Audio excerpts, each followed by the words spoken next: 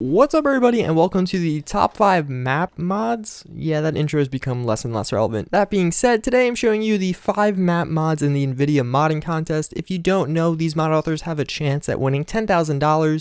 So here I'm taking a look at all the mods that made it into the finals, going over them and giving you my opinions on what are good and what are bad. The way this video is structured is the first mod you'll see is the mod I think is the worst, and then the last one you see is the one I think are the best, and then obviously all the ones in the middle fall into their corresponding places. I do encourage you guys to form your own opinions and tell me in the comments down below what you think is the best order, but with that, let's get right into it. The first mod on this list is Plenty O Exploration. Basically, what the mod adds in is a number of new locations around the map, and you'll actually find that this mod and the second mod are really similar, but this one is, in my opinion, slightly worse, hence being in the first spot. So it adds in a bunch of interior and exterior locations. Most of the interior ones are in Concord, and you'll basically just find rooms with some little tidbits like a terminal with somebody's logs that was living there, a mattress, maybe a gun or two, and it just adds in some content to a lot of the interiors within Concord. But on top of that, there are some exterior locations around as well. So in Red Rocket, you could actually see two of them. One is a little raider outpost and another one is a house. There's a few more of these scattered about on the map, and basically you could just explore them, kind of the same concept as the previous one. Pretty empty, nothing too crazy going on, not like a quest or anything like that. I think this is one of those mods that can be really cool one day, but at the time being is a little bit lackluster. Almost all the new interior locations added are in Concord. So after one little walkthrough of Concord, you hit them all, you realize there's not that much content going on, and alright, that was about that. This is one of those mods that'll be exciting down the road when there's a lot more locations around the map, so you don't even realize you're using a mod. It just adds in that extra level of, okay, this building that was previously inaccessible, you could go in now,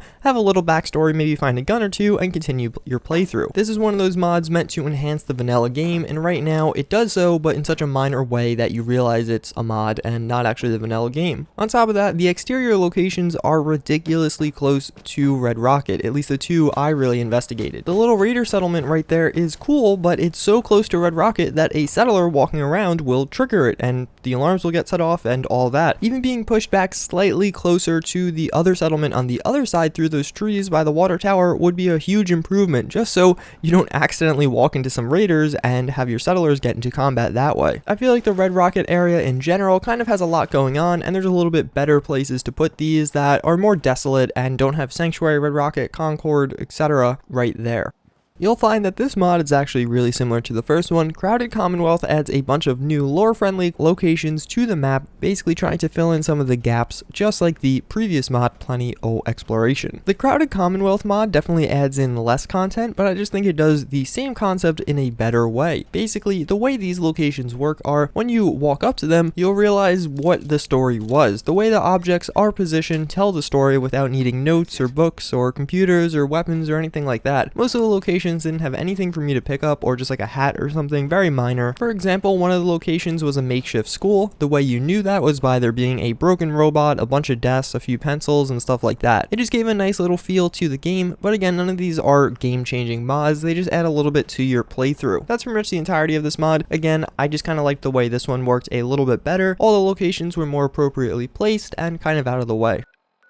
Eleanor is a really good mod author and has been around for quite a while. Her mods are always well known and jump to the top of the top files of the month or whatever list very often. It's currently the highest voted mod on the list for the map category in the contest, but yet here I am placing the mod at third. I think a lot of people are going to disagree with me, but alas, here we go. Faction Housing Overhaul basically adds in housing for all of the major factions in the game. So once you beat the Institute quest, you will get access to an Institute house. Same thing with the Minutemen, you get access to the castle, and the Brotherhood of Steel, Railroad, etc., etc. I'm not going to go into all of them. The castle is the place I decided to call home, so I decided to look closely at that one. As soon as you enter the housing, you instantly can tell this is a very high detail and very well made room. You do get a fast travel marker, which is a really nice addition, and frankly, just these housing options in general feel like something that should have been added in the vanilla game. Everything was pretty much done to perfection. Again, in the housing, you had little details, you had big details, you had all the basic amenities like a bed, a closet, lots of storage space, etc. So there's definitely a lot of good to be had with this mod, so why don't I like it? Well, more or less, it basically feels like a luxurious version of what we already have. Maybe I just don't play the game in a roleplay way enough for most people, but basically, I felt like just going to my settlement, storing all my stuff in the workshop, and sleeping on some random bed was good enough for me.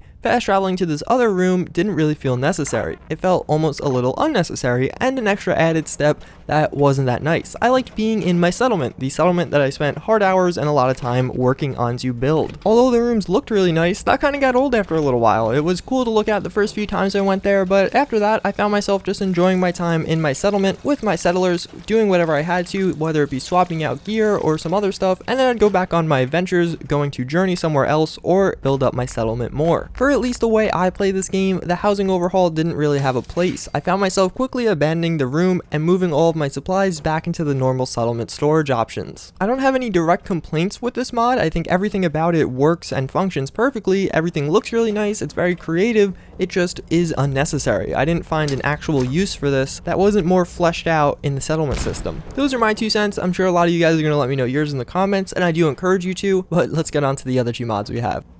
D.E.C.A.Y, like many of the other mods on this list, is really simple. It basically just overhauls the ghouls. It gives them a more organic look, organic in the sense that they're dying, there's maggots on them, they're infected, etc, etc. It's a really good overhaul that basically just changes the way feral ghouls work as a whole and gives them more of a zombie feel, because as the mod author clearly details, that's what they're supposed to be, radiation zombies. The mod gave the ghouls a lot more variety, and I noticed I was paying attention a lot more to their features after installing this mod. It wasn't just, oh hey, there's a few ghouls, let me kill them real fast. I actually liked kind of looking at them, which might sound weird or dumb, but it is the truth. This mod is best used, in my opinion, using some of those mods that make ghouls appear during rad storms, such as true storms and some of the other weather mods or just mods in general out there. Just encountering more ghouls was a really big bonus because this mod made them look really nice and all around was a nice addition to the game. The singular complaint I had about this mod is that it felt like the textures weren't the highest resolution they could be. I actually noticed on quite a few occasions that it looked almost jagged around the edges and just all around looked like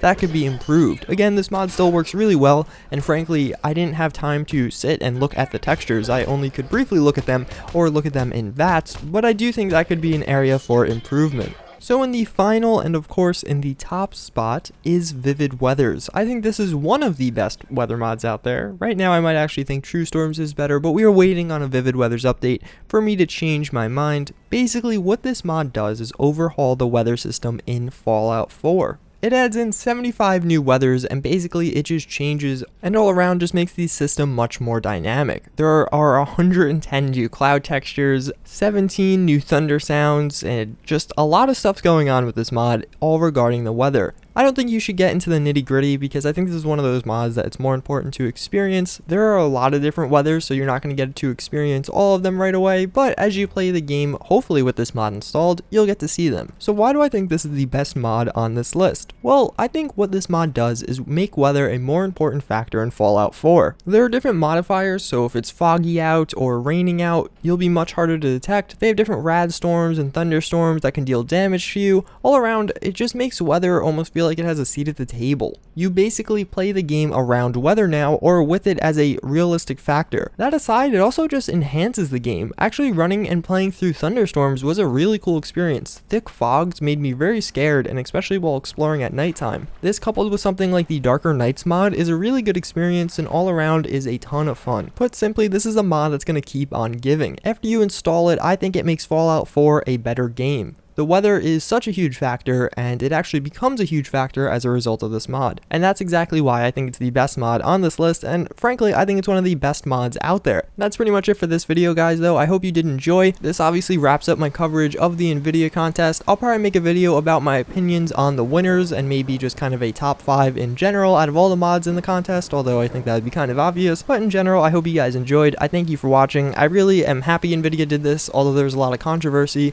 I think it's important to give back to the modding community, and this is one of those ways to do it. I'd love to see Bethesda do one of their own, but we'll see what happens in the future. Again, thanks for watching. Hope to see you all next time.